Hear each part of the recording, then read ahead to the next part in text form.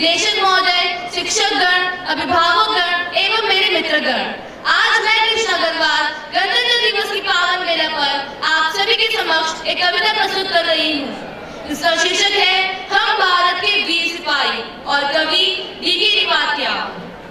हम भारत के वीर सिपाही आन पे जान लुटा देंगे, कम हमें ना आंक ना दुनिया कदमों में झुका देंगे। भारत भूमि अपनी माता, भारत भूमि अपनी माता, इस पर प्राण गवा देंगे। जो देखे बुरी नजर से दुनिया से मिटा देंगे। इसके खातिर जीना मरना, इसके खातिर जीना मरना करके हम दिखा देंगे। गौरव इसका बढ़ाने में हम खून पसीना बहा देंगे। जन्म लिया इस धरती पर, जन्म लिया इस धरती पर, खून से कर्ज चुका देंगे। मिट्टी से तिलक कर तिरंगे को कफन बना लेंगे। हम भारत के वीर सिपाही आन पे जान लुटा देंगे। प्रेमी कर प्रेमी पूजा, प्रेमी कर प्रेमी पूजा, प्रेम का पाठ पढ़ा देंगे। हम अमन के है पुजारी, ये भाषा सबको सिखला देंगे।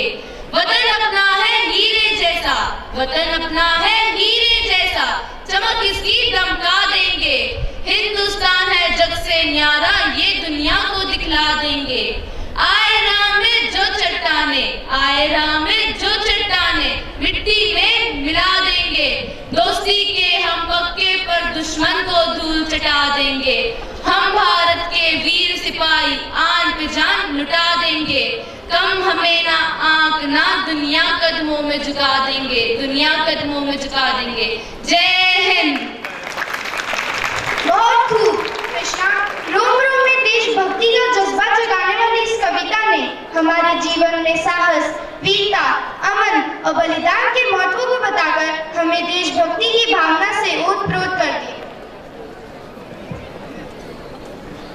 We are indeed blessed to have with us Shri Pramod Kumar Ji Chaudhary, President, Agarwal Samaj Vidya Vihar Trust, who has initiated many welfare programs for the students like Beti Bachao, Beti Padhao, Super 40 program, cash awards and scholarship to the meritorious students after passing 10th, educational loan to the outstanding achievers of class 12 for higher education and many more.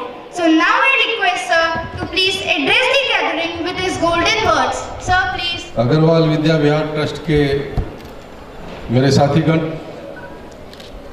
पधारे हुए अग्रवाल समाज के अग्रगण,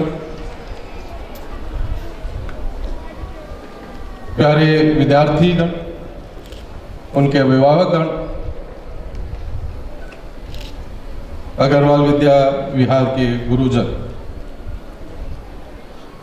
67th गणतंत्र दिवस पर इस पावन बेला पर मैं अग्रवाल ट्रस्ट की तरफ से आप सबका हार्दिक अभिवादन करता हूं। वैसे तो स्वतंत्रता प्राप्ति की अग्नि 1857 में महान शहीद मंगल पांडे ने लगा दी थी, पर उस समय आज की तरह ये मोबाइल फैसिलिटी नहीं थी, मीडिया नहीं था कि वो पूरे देश में फैल नहीं पाई, लेकिन थोड़ी थोड़ी जलती रही। आज ही के दिन लाहौर में रात्रि के 1 बजे 1929 को रावी व्यास के तट पर हमारे भूतपूर्व प्रधानमंत्री पंडित जवाहरलाल नेहरू ने घोषणा की थी कि आज से हम स्वतंत्र हैं, और जब तक हम पूर्ण स्वतंत्रता प्राप्त नहीं कर लेंगे हम शांत नहीं बैठेंगे। उन्हीं के प्रयासों से, हमारे उन शहीदों के प्रयासों से कितनी माताओं ने अपने पुत्र को अपनी आंखों के सामने शहीद बनते देखा, कितनी बहनों ने अपने भाइयों को खोया। आज उन शहीदों की वजह से शहीद भगत सिंह, चंद्रशेखर आजाद, सुखदेव, गुरुदेव सुभाष चंद्र बोस, इतने अनगिनत शहीद हैं जिनके बलिदान की वजह से 15 अगस्त 1947 को हमारा राष्ट्र आजाद हुआ और 26 जनवरी 1950 को जो 1929 को स्वतंत्रता की घोषणा की थी, वो हमारा पहला गणतंत्र दिवस बना और हम संपूर्ण रूप से पूरा भारत राष्ट्र का नायक, एक राष्ट्रपति के पद पर भारतीय सुशोभित हुआ। हजारों साल की पराधीनता के बाद यह अवसर हमें मिला।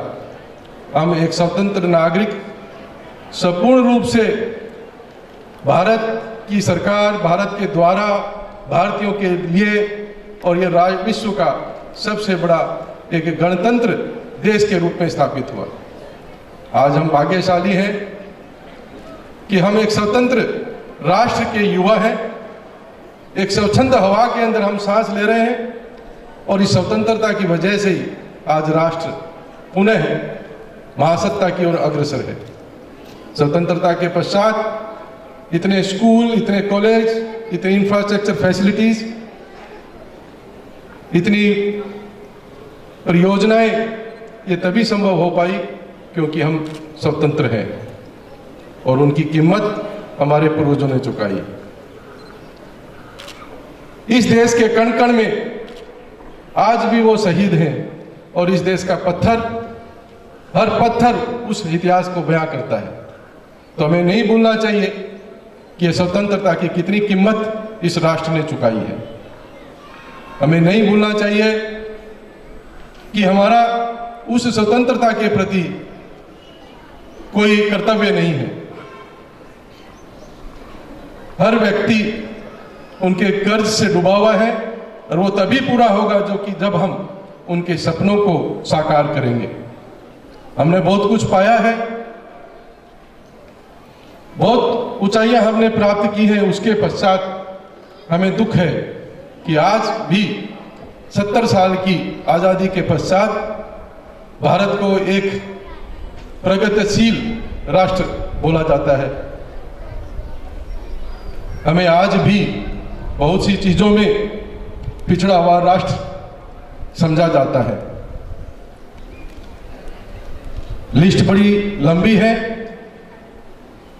लेकिन उस लिस्ट को छोटा करना, खत्म करना, ये अब इस राष्ट्र के युवाओं के हाथ में है और हमारे अंदर वो सब प्रतिभाएं हैं कि हम न केवल राष्ट्रीय, अंतर्राष्ट्रीय स्तर के ऊपर में हम अपनी ख्याति प्राप्त कर सकते हैं। हम पुनः हिंदुस्तान को, जो एक दिन सोने की चिड़िया कहलाती थी, जो एक दिन पूरे विश्व का गुरु था, पूरे विश्व भर से लोग यहाँ पे शिक्षा प्राप्त करने आते थे। हमारे पास नालंदा, तक्षशिला जैसे गुरुकुल थे, यूनिवर्सिटीज थी। आपको ध्यान होगा कि जिस दिन नालंदा को जलाया तो वहां इतनी पुस्तकें थी कि 14 साल तक वो पुस्तकें जलती रही। विदेशी आक्रांताओं ने हमारे इतिहास को खत्म करने की पूरी कोशिश की, लेकिन हमारे जवानों में वो जज्बात है कि हम पुनः उस प्रसिद्धि को प्राप्त कर लेंगे और हिंदुस्तान को पुनः विश्व गुरु के रूप में प्रस्थापित कर पाएंगे, ऐसा मुझे विश्वास है।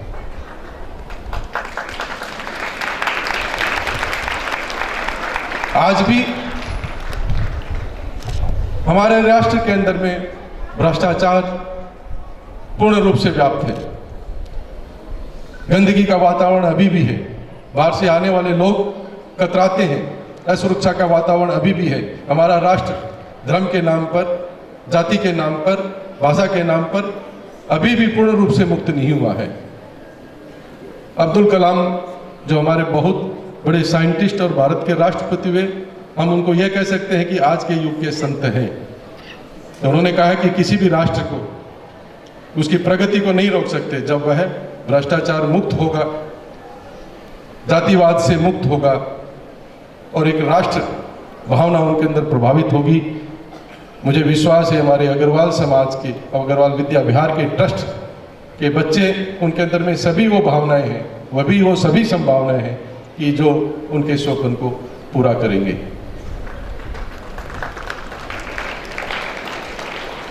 जैसा कि चूंकि मैं अग्रवाल विद्या विहार के प्रांगण में हूं और यहाँ पे हम गणतंत्र दिवस मना रहे हैं, तो मेरा कर्तव्य है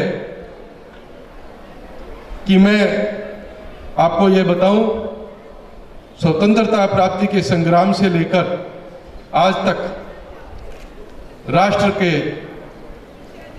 हर विकास कार्य में जब भी राष्ट्र पर संकट आया हुआ, भले आर्थिक आया, सामाजिक आया, अग्रवाल समाज ने कभी भी पीछे नहीं रहे और अपनी भूमिका सदा सर्वोच्च रूप से अपनाई है।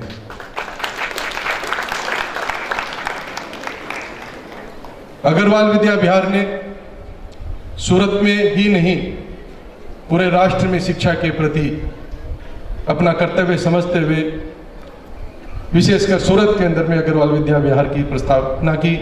हमारे सभी अग्रवाल भाइयों का इसमें योगदान रहा। मैं शिक्षा के इस मंदिर में मैं उन सभी मेरे अगर भाइयों का जिन्होंने इस स्कूल को बनाने में, इसको आगे बढ़ाने में मदद की, मैं आपकी सबसे तरफ से आज के दिन उनको धन्यवाद देता हूं। इसी परंपरा को हम आगे चलाते हुए जिस प्रकार बेटी बचाओ बेटी पढ़ाओ अभियान शुरू किया, ये हमारे एक राष्ट्रीय कमजोरी है कि हम लड़कियों को पुरुषों के समकक्ष नहीं देखना चाहते। उसकी वजह यह है कि आज अनुपात गिर गया है। अग्रवाल विद्या विहार उस समस्या पे हमारे माननीय प्रधानमंत्री के साथ कदम से कदम मिलाते हुए बेटियों की पढ़ाई के लिए अपना कर्तव्यबद्ध है और बेटी बचाओ बेटी पढ़ाओ अभियान के अंदर में एक नई शुरुआत की। उसी प्रकार हमारे बच्चों के अंदर में जो कि कमजोर वर्ग से आते हैं, उनके पास में वो आर्थिक साधन नहीं है कि वो संपन्न बच्चों के सामने इस कंपटीशन के युग में आगे आए। अग्रवाल विद्या विहार ने सुपर 40 का एक नई शुरुआत की, जिसमें बच्चों को IIT, NIT, मेडिकल कॉलेज के अंदर में वो सब चांसेस मिले जो कि एक संपन्न बच्चा अपने पैसे से प्राप्त कर सकता है।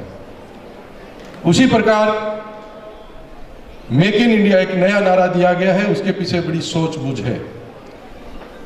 आज हम इतने 70 सालों के पश्चात भी हिंदुस्तान वो तकनीकी विकसित नहीं कर पाया है, उच्च तकनीकी विकसित नहीं कर पाया है और हम आज भी इंपोर्ट सरप्लस कंट्री है, लेकिन होना चाहिए हमें एक्सपोर्ट सरप्लस। चाइना को हम देख सकते हैं, आज हिंदुस्तान से 50 गुना अधिक उनका एक्सपोर्ट है और एक राष्ट्र तभी प्रोग्रेस कर सकता है जब वो अपने कदमों पे खड़ा है। और इनकी सबकी शुरुआत युवाओं के हाथ में है और युवा भी स्कूल के अंदर जब रहते हैं तब उनके दिमाग का विकसित होना शुरू होता है कि वो नई तकनीकी अपनाएं, नए इनोवेशन करें और अपनी बुद्धि से आगे बढ़ते जाएं। तो मैं इस सरस्वती के प्रांगण से इस नए साल की मेक इन इंडिया के अंदर मैं ये घोषणा करना चाहूँगा। मेरे